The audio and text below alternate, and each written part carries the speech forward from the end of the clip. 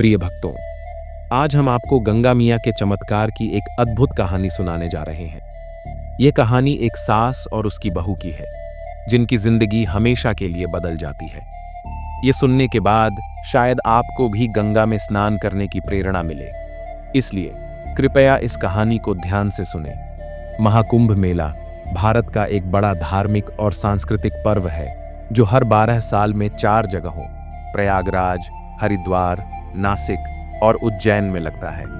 यह दुनिया का सबसे बड़ा धार्मिक मेला माना जाता है, जहां करोड़ों श्रद्धालु गंगा में स्नान करने आते हैं। इस मेले में साधु संत, नागा बाबा, अघोरी और लाखों भक्त अपनी आस्था प्रकट करते हैं। महाकुंभ मेला के शुभ अवसर पर प्रयागराज के कुंभ मेले में चारों ओर भक्तों की भीड़ लगी हुई थी। सूरज की रोशनी में गंगा की लहरें चमक रही थीं। कहीं भजन कीर्तन हो रहे थे तो कहीं नागा साधु और अघोरी अपने मंत्रोच्चार कर रहे थे। चारों ओर का माहौल भक्तिमय था। इसी मेले में गौरी नाम की एक महिला अपनी बहू सिया के साथ आई थी। सिया की आंखों में चमक तो थी, लेकिन उसके दिल में गहरा दुख भी था। वजह यह थी कि उसकी कोई संतान नहीं थी। इस कारण उसकी सास गौरी हमेशा उसे ताने देती और मारती पीटती रहती थी। लेकिन इस बार तो गौरी के मन में कुछ और ही था। यह यात्रा सिर्फ एक तीर्थ यात्रा नहीं थी, बल्कि उसने अपनी बहू से हमेशा के लिए छुटकारा पाने की योजना बनाई थी। वह चाहती थी कि उसके बेटे की दूसरी शादी हो जाए। इधर सिया को लगता था कि शायद गंगा मियाँ की कृपा से उसकी जिंदगी बदल जाए, इसलिए वह भी इस यात्रा में आ गई। जब उसने गंगा मियाँ के दर्शन किए तो उसकी आंखों में आंसू आ गए। फिर वह मन ही मन प्रार्थना करने लगी, हे गंगा मैया, क्या आप मेरा दुख देख रही हैं? क्या मेरी जिंदगी कभी खुशियों से भर पाएगी? फिर कुछ दिनों बाद कुंभ मेले में श्रद्धालुओं की भीड़ और बढ़ गई। अब गंगा की लहरें और भी तेजी से बह रही थी।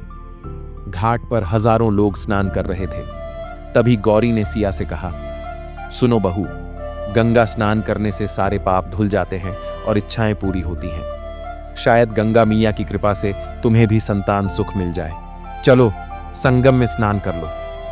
तब सिया को समझ में आ गया कि उसकी सास उसे ताने मार रही थी, लेकिन उसने कुछ नहीं कहा। वह गंगा मियाँ पर भरोसा रखे हुए थी। इधर गौरी के मन में एक कुटिल योजना थी। उसने सिया को संगम के किनारे ले जाकर धीरे से कहा, डर मत, मैं यहीं खड़ी हूं, जा गंगा में डुबकी लगा। उस दिन गंगा की लहरें बहुत ही तेज थीं। पुलिस भी बार बार चेतावनी दे रही थी कि कोई गंगा में न उतरे, लेकिन गौरी ने जोर देकर कहा, जल्दी कर, यही तेरे लिए सबसे अच्छा है। तब सिया का दिल बहुत घबरा रहा था। उसकी आंखों में आंसू आ गए थे। वह मन ही मन गंगा मियाँ से प्रार्थना करने लगी, हे गंगा मैया, अगर मेरी जिंदगी का अंत यही लिखा है तो मुझे शांति देना। मैं अपना जीवन आपको समर्पित करती हूँ। उधर गौरी के चेहरे पर कुटिल मुस्कान थी। उसे लग रहा था कि आज उसकी योजना सफल हो जाएगी और हमेशा के लिए सिया से छुटकारा मिल जाएगा। तब गंगा के किनारे पानी बहुत तेजी से बह रहा था। पूरे संगम क्षेत्र में पुलिस तैनात थी, क्योंकि उस दिन गंगा का प्रवाह बहुत खतरनाक था। लाउडस्पीकर से बार बार अनाउंस किया जा रहा था, गंगा का बहाव बहुत तेज है, कोई भी स्नान करने की कोशिश न करे। सभी भक्त घाट से दूर रहें। लेकिन गौरी के मन में कोई बदलाव नहीं आया, बल्कि उसने फिर से सिया से कहा, सुन बहू, पुलिस कुछ भी बोले, लेकिन गंगा मियाँ की पूजा बिना स्नान के पूरी नहीं होती। अगर तुझे सच में संतान चाहिए तो तुझे आज गंगा स्नान करना ही होगा। तब सिया बहुत डर गई थी। उसे पता था कि इस तेज प्रवाह में उतरना बहुत खतरनाक है, लेकिन सास के बार बार कहने से उसका आत्मविश्वास टूट गया। वह कांपती आवाज में बोली, माँ, मुझे बहुत डर लग रहा है, गंगा का पानी बहुत तेज है। लेकिन तभी वहां खड़ी उसकी सास ने उसे डांटते हुए कहा, डरपोक मत बन, अगर तुझे बेटा चाहिए तो गंगा में डुबकी लगानी ही पड़ेगी। तू यहीं खड़ी रहेगी तो सबके सामने हमारी बेइज्जती होगी। अब सिया के पैर बहुत तेज कांप रहे थे, लेकिन फिर भी उसने अपनी सास की बात मान ली। धीरे धीरे वह गंगा की तरफ बढ़ने लगी। गंगा की लहरें जैसे उसे अपनी ओर खींच रही थीं। गौरी थोड़ी दूर खड़ी उसे देख रही थी। तब उसके चेहरे पर एक क्रूर मुस्कान थी। वह सोच रही थी, आज सिया डूब जाएगी और मेरा घर इस बोझ से मुक्त हो जाएगा। सिया ने जैसे ही गंगा में पैर रखा, उसकी आंखों में आंसू आ गए। मन ही मन उसने गंगा मियाँ से प्रार्थना किया, अगर मेरी जिंदगी यहीं खत्म होने वाली है तो मुझे शांति देना माँ। जैसे ही उसने गंगा में डुबकी लगाई, तेज लहरों ने उसे अपनी गिरफ्त में ले लिया। तब वह जोर से चीखी, बचाओ बचाओ। लेकिन तब गौरी ने एक बार भी पीछे मुड़कर नहीं देखा। तभी गंगा की लहरें सिया को और गहरे पानी में खींच ली। अब उसकी चीखें संगम के शोर में खो गईं। अब पानी की तेज धाराओं में वह पूरी तरह फंस चुकी थी। फिर उसने अपनी आंखें बंद कर लीं और आखिरी सांस लेते हुए गंगा मियाँ से कहा, माँ, मुझे शक्ति दो, मेरी रक्षा करो। तभी घाट पर ड्यूटी पर तैनात एक बहादुर पुलिस अधिकारी ने यह सब देखा। उसकी तेज नजरों ने देखा कि एक महिला गंगा की तेज लहरों में डूब रही है। तब एक पल भी देर किए बिना उसने झटपट गंगा में छलांग लगा दिया। तब गंगा की लहरें बहुत तेज थीं, लेकिन वह सिया तक पहुंच गया। सिया लगभग बेहोश हो चुकी थी। पुलिस वाले ने उसे जोर से पकड़ लिया और अपनी पूरी ताकत लगाकर किनारे की ओर खींचने लगा। गंगा की लहरें उसे रोकने की कोशिश कर रही थीं, लेकिन उसका हौसला अडिग था। थोड़ी ही देर में वह बहादुर पुलिस वाला सिया को सुरक्षित किनारे पर ले आया। फिर वहां मौजूद लोगों ने जल्दी से उसकी मदद किया। सिया के फेफड़ों से भरा पानी निकालने के लिए तुरंत प्राथमिक उपचार दिया गया। फिर कुछ ही देर में सिया को होश आ गई। गौरी यह सब देखकर घबरा गई। उसके चेहरे से मुस्कान अचानक गायब हो गई। अब उसके मन में गुस्सा था। वह सोच रही थी, यह पुलिस वाला बीच में क्यों आ गया? सब कुछ तो सही चल रहा था। वहीं दूसरी तरफ लोगों ने उस बहादुर पुलिस वाले की खूब तारीफ किया। तभी सिया ने धीरे धीरे अपनी आंखें खोली। तब पहली बार उसे महसूस हुआ कि किसी ने सच में उसकी जान बचाई है। फिर उसकी आंखों से आंसू बहने लगे। फिर कांपती आवाज में उसने कहा, धन्यवाद, आपने देवदूत बनकर मेरी जान बचाई। पुलिस वाले ने मुस्कुराकर कहा, गंगा मियाँ ने तुझे बचाया है। अगली बार किसी पर भी आंख बंद करके भरोसा मत करना। सिया की जान बचने के बाद पुलिस वाले ने उसे समझाया, अपने जीवन की कीमत खुद समझो, किसी के कहने में आकर गलत फैसला मत लो। दूसरी तरफ गौरी दूर खड़ी यह सब देख रही थी। उसका दिल बेचैन हो गया था। वह गुस्से में बड़बड़ाई, इस पुलिस वाले ने मेरा पूरा खेल खराब कर दिया। लेकिन उसके मन के एक कोने में डर भी था। फिर रात हुई। जहां सिया अपने दुख से उबरने की कोशिश कर रही थी, वहीं गौरी सोने गई। लेकिन उसे अजीब अजीब सपने आने लगे। उसने देखा कि गंगा की लहरें उसे अपनी ओर खींच रही हैं। लोग उसे अकेला छोड़कर जा रहे हैं। यह गंगा मियाँ की पहली चेतावनी थी। न्याय की प्रक्रिया शुरू हो चुकी थी। अगले दिन प्रयागराज के कुंभ मेले में भक्तों की भीड़ और बढ़ गई। हर जगह भजन कीर्तन हो रहे थे, गंगा आरती हो रही थी और भक्त हर हर गंगे के जयकारे लगा रहे थे। तब सिया के चेहरे पर एक अलग ही शांति थी, लेकिन गौरी परेशान थी। रात के सपने उसे बार बार डराने लगे थे। तभी गौरी ने अपने बेटे से कहा, देख बेटा, ये लड़की हमेशा हमारी जिंदगी में परेशानी बनी रही है, इसे सबक सिखाना ही पड़ेगा। फिर गौरी अपने बेटे के साथ सिया को भीड़ में ले गई। वहां चारों तरफ साधु संतों के भंडारे चल रहे थे और लाखों श्रद्धालु लंबी लंबी कतारों में खड़े थे। अचानक गौरी ने सिया से कहा, तू यहीं रुक, हम थोड़ी देर में वापस आएंगे। इतना कहकर गौरी और उसका बेटा आगे निकल गए। तब गौरी के चेहरे पर खुशी थी। उसे लगा कि इतनी भीड़ में सिया खो जाएगी और फिर कभी घर नहीं लौट पाएगी। लेकिन अब गंगा मियाँ का न्याय शुरू होने वाला था। जैसे ही गौरी भीड़ में आगे बढ़ी, वहां अचानक अफरा तफरी मच गई। लोग इधर उधर भागने लगे। तभी गौरी अपने बेटे से बिछड़ गई। अब गौरी को समझ नहीं आ रहा था कि वह क्या करे।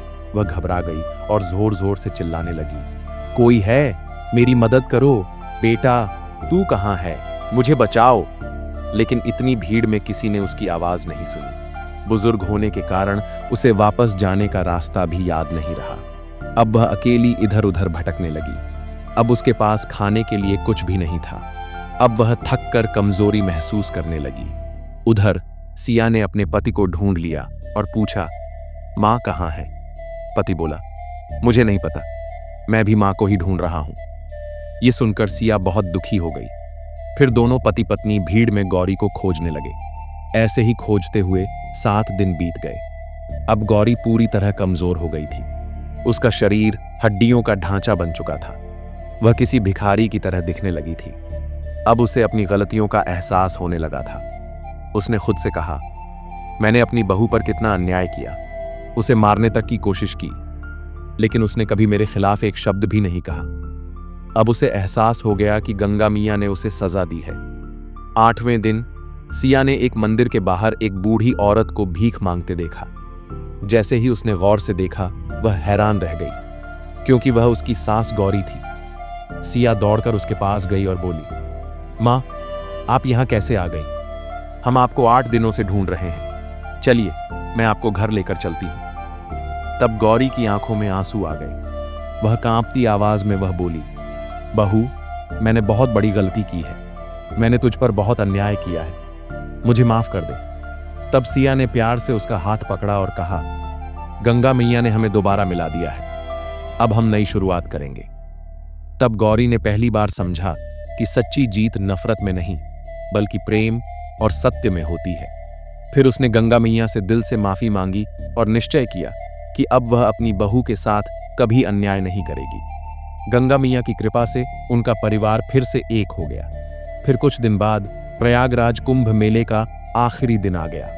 संगम पर लाखों श्रद्धालु गंगा स्नान के लिए इकट्ठा हुए थे।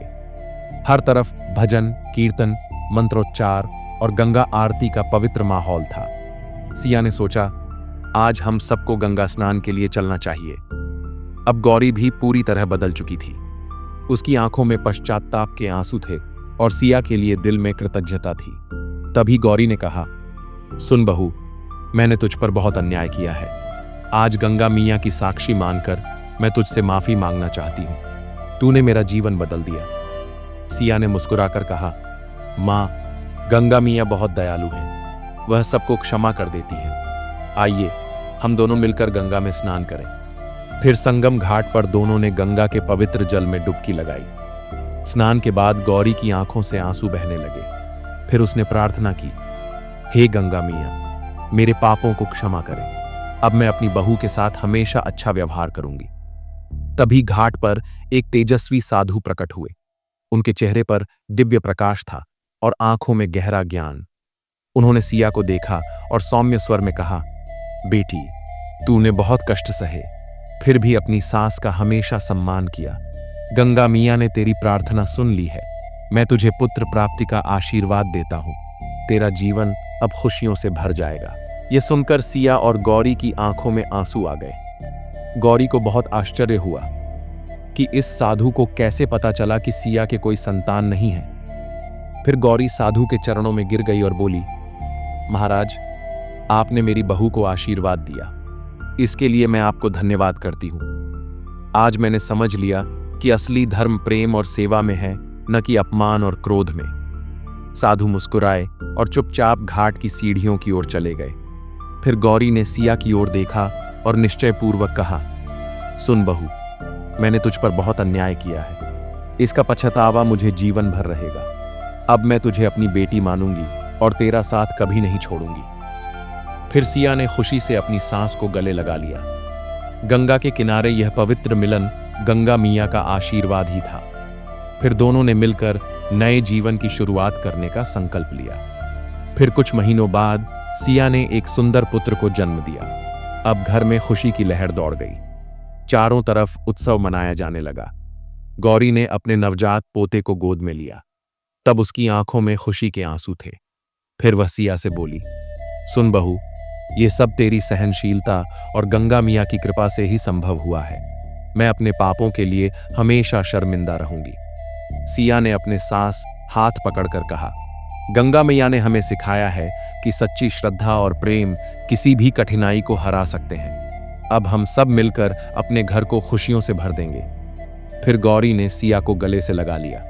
अब उनका रिश्ता सास बहू से बढ़कर माँ बेटी का हो चुका था। तो दोस्तों, यह थी हमारी आज की कहानी। अगर आपको ये कहानी पसंद आई हो तो वीडियो को एक लाइक भी दें और हमारे चैनल को सब्सक्राइब कर दें। फिर मिलेंगे एक और दिलचस्प कहानी के साथ। धन्यवाद।